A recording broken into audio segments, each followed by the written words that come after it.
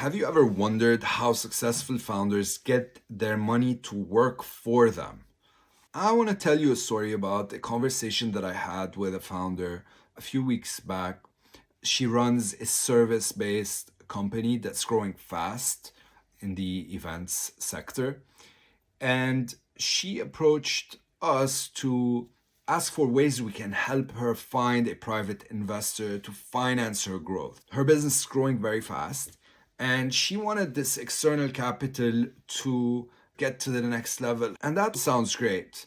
When we started probing her to understand what would be the real uses of funds, here's what I said. As a service based business, you're in this unique position where you can go out of the office, sell a client, get paid up front at least 50%, and start executing. So why go for private equity financing that's going to eat away a chunk of your business as opposed to getting free customer financing?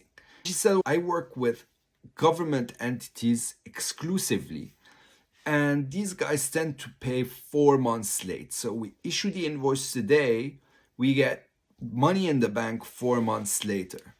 That creates a big need for working capital. What she was essentially telling me was that she was growing her business broke. And here's what I mean. Let's say you start today, you sign a new big client, 5 million contract. You issue an invoice for 50%, 2.5 million.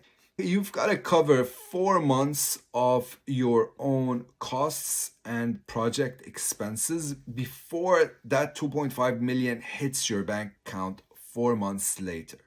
So you need someone to give you that 2.5 million. You either have that money in your savings account or you need some external financing mechanism. And let's say 5 months later, you sell another client an even bigger contract. Let's say it's 10 million.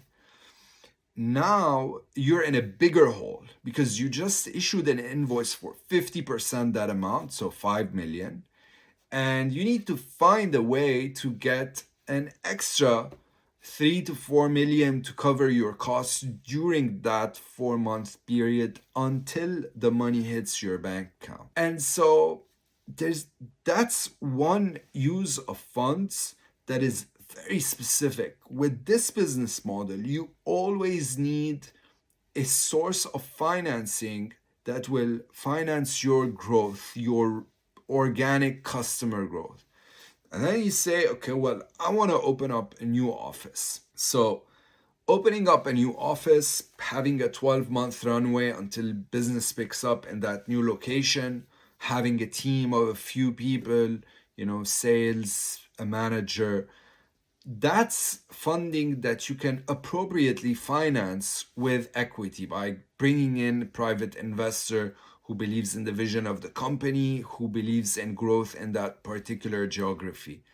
So we started off by saying, oh, I need to find a private investor, which starts the process backwards. She started with the conclusion, saying, and with the source.